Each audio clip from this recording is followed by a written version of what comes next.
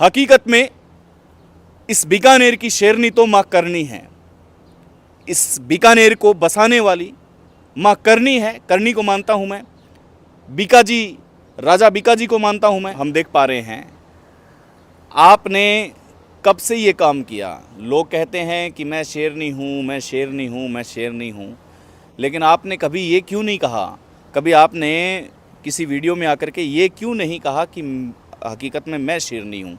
जो बीकानेर के करीबन 80-85 ऐसे लावारिस कुत्तों को आप अपने पास रख रहे हो, पाल रहे हो, पोस रहे हो, अपने बच्चे से ज़्यादा आपने अपनी ज़िंदगी इन कुत्तों के लिए दांव पे लगा दी है। रखने की इलाज वगैरह मिल जाए। फिर मैंने मेरा शेल्टर खड़ा किया, सपोर्ट किया। बीकानेर के लोगों ने मुझे बहुत सपोर्ट किया और आज भी बीकानेर के लोगों का ही सपोर्ट है जिसकी वजह से ये शेल्टर चल पा रहा है। अच्छा, बीते कुछ दिनों से बीकानेर में चर्चा का विषय बना हुआ है।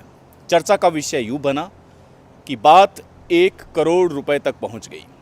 ये आरोप कैसे लगा रहे हैं, क्यों लगा रहे हैं और एक प्रतिष्ठित पद पर लगा रहे हैं। बहरहाल इन आरोपों का न तो कोई खंडन करना चाहता है और न ही इनको कोई सीरियस लेना चाहता है। बीकानेर के लिए एसपी महोदया तेजस्विनी गौतम ने क्या किया है वो पूरा बीकानेर जानता है। पूरा बीकानेर इस बात से परिचित है कि मैडम का रवैया क्या है और मैडम का व्यवहार कैसा है, और उनको कोई फ़र्क पड़ता भी नहीं है और न ही उनको कोई फ़र्क पड़ना चाहिए। मैं मिला रहा हूँ आपको आज बीकानेर की शेरनी से। राम राम, नमस्कार, आदाब, सत श्री अकाल। आप सभी का स्वागत है। मैं आपका दोस्त और होस्ट सुदेश राजस्थानी। बीकानेर की शेरनी क्यों कह रहा हूँ मैं? मेरे साथ में आरती बहन है। इनका काम जब मैं आपको बताऊंगा तब आपके रोंगटे खड़े हो जाएंगे। इनका जब मैं काम आपको बताऊंगा तो आप सोचने पे मजबूर हो जाएंगे। हकीकत में इस बीकानेर की शेरनी तो माँ करनी है। इस बीकानेर को बसाने वाली माँ करनी है। करनी को मानता हूँ मैं, बीकाजी, राजा बीकाजी को मानता हूँ मैं, महाराजा गंगा सिंह को मानता हूँ मैं, लेकिन हकीकत में अगर कोई काम कर रही है शेरनी जैसा तो वो आरती बहन कर रही है। इसलिए एक शेर बनता है और इनकी हेल्प के लिए आप निम्न नंबरों पर संपर्क भी कर सकते हैं।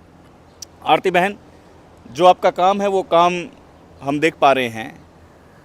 आपने कब से ये काम किया। लोग कहते हैं कि मैं शेरनी हूँ, मैं शेरनी हूँ, मैं शेरनी हूँ, लेकिन आपने कभी ये क्यों नहीं कहा, कभी आपने किसी वीडियो में आकर के ये क्यों नहीं कहा कि हकीकत में मैं शेरनी हूँ। जो बीकानेर के करीबन 80-85 ऐसे लावारिस कुत्तों को आप अपने पास रख रहे हो, पाल रहे हो, पोस रहे हो, अपने बच्चे से ज़्यादा आपने अपनी ज़िंदगी इन कुत्तों के लिए दांव पे लगा दी है। आवश्यकता नहीं पड़ी कभी खुद को शेरनी बताने का कि मैं शेरनी हूँ बीकानेर की? नहीं, मुझे कभी आवश्यकता नहीं पड़ी। मेरा काम बोलता है, मेरे बताने से कुछ नहीं होगा। मेरा काम आप दिखाओगे या मेरा काम कोई आके देखेगा तो उन्हें खुद ब खुद पता लग जाएगा कि हकीकत क्या है। नहीं, फिर भी मतलब आपको भी इंस्टा पे आना चाहिए, आपको भी फेसबुक पे आना चाहिए, बताना चाहिए कि मैं ऐसे 80-85 बेजुबान कुत्तों को पाल रही हूँ। मन नहीं किया कभी कि मैं शेरनी हूँ बीकानेर की? मुझे कभी मेरे काम पे घमंड नहीं हुआ। जिसको घमंड होता है ना वो कुछ भी बोल सकता है। मुझे मेरे काम पे कोई घमंड नहीं है। मुझे गर्व जरूर है कि मैं जो काम कर रही हूँ वो बहुत कम लोग करते हैं, खासकर लड़कियाँ। हमारी जैसी जनरेशन की लड़कियाँ घूमना फिरना, वीडियो बनाना, शॉपिंग करना, भाई सब अपने अपने फ्यूचर पे ध्यान देती है, लेकिन मेरा यही रहा है कि मैं जीवों की सेवा करूँ, खासकर कुत्तों की जो बिना झोले का फकीर होता है। ऐसा क्यों बिना झोले का फकीर, ऐसा क्यों? इसको पुराने ज़माने में कहावत कहते थे कि कुत्ता जिस घर के आगे बैठता है ना तो यही दुआ करता है कि मुझे या इस घर के अंदर कोई आदमी आ जाए जो मुझे बिना मांगे कुछ दे दे। तब उस समय पूर्वज ये कहावत कहते थे कि कुत्ता बिना झोले का फकीर होता है, जो मांग नहीं सकता है, बोल नहीं सकता है, चुपचाप घर के आगे आके बैठा रहेगा। तुम रोटी दोगे तो वो खा लेगा, वरना भगा दोगे तो वो चला जाएगा। आप बीकानेर के ऐसे कितने कुत्तों को देख रहे हो, कितने कुत्तों को आप पाल रहे हो?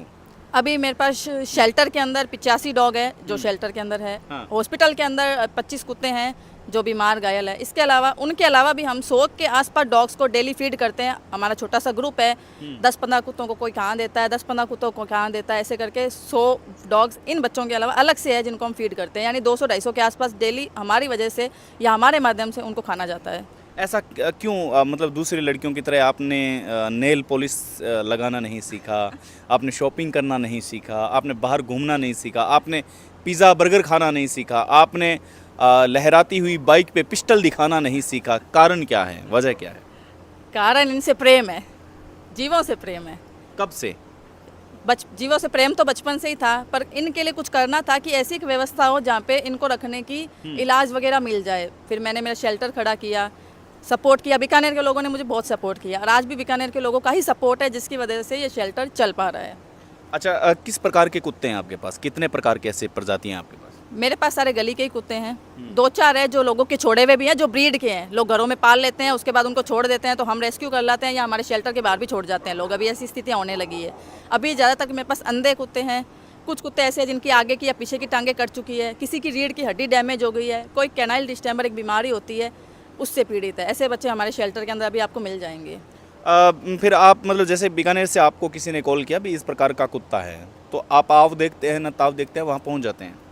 अगर कोशिश यही रहती है कि मैं ऑन द स्पॉट ही पहुंच जाऊं। मान लो किसी परिस्थिति में ना पहुंच पाऊं, क्योंकि मेरा शेल्टर का भी रहता है, हॉस्पिटल का भी रहता है, तो दोनों जगह मैं ही अकेली भाग दौड़ करती हूं। स्टाफ है पर मुझे जाना ज़्यादा ज़रूरी है। स्टाफ अपनी जगह है और मैं अपनी जगह हूं, तो मैं उनको बोल देती हूं कि भैया या तो आप हमारे शेल्टर पहुंचा दीजिए, क्योंकि कुछ मदद आप करेंगे तभी तो हम कर पाएंगे ना, या आप हमारे हॉस्पिटल पहुँचा दीजिए, तो लोग पहुँचा देते हैं। कितने स्टाफ हैं आपके पास? मेरे पास यहाँ पे शेल्टर के अंदर अभी 5 स्टाफ है और हॉस्पिटल के अंदर 2 स्टाफ है, टोटल हम 7 स्टाफ हैं। और टोटल आपका इन पर खर्चा कितना आता है? 1.25 लाख रुपए के आसपास खर्चा आ जाता है। मैनेज हो जाता है? नहीं होता है तो करने वाला भगवान है। लेकिन फिर भी इनकी आपको सेवा करनी है? हाँ, करनी इनकी सेवा ही है। हकीकत में तो आप बीकानेर की शेरनी हो। आपको अब तक किन किन अवार्डों से नवाजा गया है? मुझे संभागीय आयुक्त नीरज के पवन सर सबसे पहला अवार्ड देखे गए थे बीकानेर के अंदर, अपराजिकता नाम से था। खुलासा न्यूज़ ने उस अवार्ड को किया था, उसमें मुझे अवार्ड मिला था। इसके अलावा लेटेस्ट मुझे जेठानंद जी ने भी अवार्ड दिया था। नए कलेक्टर साहब आई हैं मैम, उन्होंने भी वो भी दे चुकी हैं। पुराने कलेक्टर साहब हैं वो भी मुझे अवार्ड देकर जा चुके हैं। नई संभागीय आयुक्त भी दे चुकी हैं मुझे अवार्ड। राव बिकाजी अवार्ड से भी मुझे नवाजा गया है। क्या बात है! मतलब आप लगातार ऐसा काम कर रहे हो, अवार्ड आपके पास आ रहे हैं, लेकिन फिर भी आपको ऐसा नहीं लगा कि मुझे बीकानेर की शेरनी को स्थापित करना है, भी मैं बीकानेर की शेरनी हूँ जो कुत्तों को पाल रही हूँ, इतने 80-85 कुत्तों को। मुझे बीकानेर का नाम तो प्राउड हो रहा है ना आपकी वजह से? बीकानेर का नाम प्राउड हो रहा है, अच्छी बात है, और मैं चाहती हूँ मेरी वजह से बीकानेर का नाम प्राउड होता रहे। हमें ऐसा ही काम करना चाहिए कि जिस शहर में हम रह रहे हैं, जिस शहर की वजह से हमारी दिनचर्या चल रही है या हमारा जीवन यापन हो रहा है, उस शहर का नाम हमारे अच्छे कामों की वजह से ही होना चाहिए, ना कि गलत कामों की वजह से। आप गलत काम और अच्छे काम किसे मानते हैं? दोनों में डेफिनेशन देंगे आप एक लड़की हो। मैं गलत काम उसको मानती हूँ कि आप अपनी संस्कृति से हटकर, संस्कृति को छोड़कर कुछ अलग करने की कोशिश में अपना नाम बना रहे हैं, तो वो तो गलत ही है। आप ऐसा कीजिए ना, आपकी संस्कृति भी साथ में चलती रहे और आप किसी की सेवा भी कर पाओ। मेरे पास एक ऐसी खबर आई है कि जो बीकानेर में बीते कुछ दिनों से चल रहा है, उसकी वजह से कई लड़कियों का रील बनाना कि बहुत से घरों में बंद हो गया है। आपको भी पता है ऐसा कुछ? हाँ, सुना तो मैंने भी है। कोई पेरेंट्स क्या इफेक्ट मानते हो आप उसका? क्या इफेक्ट मानते हो कि किसी एक की वजह से ऐसी कई लड़कियां जो अपना शौक़ पूरा करती थी, लेकिन उनके शौक़ आज बंद किए जा रहे हैं? भाई मेरा तो ये मानना ये है कि आप ऐसा काम करो कि आपके पेरेंट्स की इज्जत ना जाए। यदि आप ऐसा कुछ काम करोगे जिससे पेरेंट्स की इज्जत जा रही है या समाज को नुकसान हो रहा है या बाकी लड़कियों को नुकसान हो रहा है, तो ऐसा काम तो नहीं करना चाहिए ना। एसपी मैडम का व्यवहार आप कैसे मानते हो? एसपी मैडम, एक अवार्ड फंक्शन में वीरा पुरस्कार था, उसमें वो जल्दी निकल गए थे, मतलब लेट काफ़ी हो गई थी। उस अवार्ड फंक्शन में मुझे उनसे अवार्ड मिलने वाला था, पर वो काफ़ी लेट हो गए थे काम टाइम की वजह से। काफ़ी कूल है मैडम। हाँ, मैं मिल चुकी हूँ। कैसे आप उनका व्यवहार जरा दर्शकों को बताएंगे? आज उन पर लांछन लगाए जा रहे हैं। एक अवार्ड फंक्शन के दौरान ही मैं उनसे मिली थी, उनको तो मैं याद भी नहीं होंगी, पर मुझे पता है उनका व्यवहार हमें काफ़ी अच्छा लगा था। हम 3-4 लड़कियाँ थी, उनसे पर्सनली मिली थी और उनका व्यवहार काफ़ी कूल है। काफ़ी कूल है। थैंक यू, आपका बहुत बहुत आभार। इनकी बैक टू बैक जो रील्स है वो रील्स आप देख सकते हैं इंस्टा पे, ऑफिशियल सुदेश राजस्थानी पे। इनकी पूरी वृत्तांत में आपको पूरी जीवनी है वहाँ पर बताऊँगा। तो बीकानेर की ये शेरनी है, ऐसी न जाने कितनी शेरनियाँ हैं जो इस डिस्प्ले पर आपको देखने को मिलेगी। तब तक के लिए धन्यवाद, नमस्कार।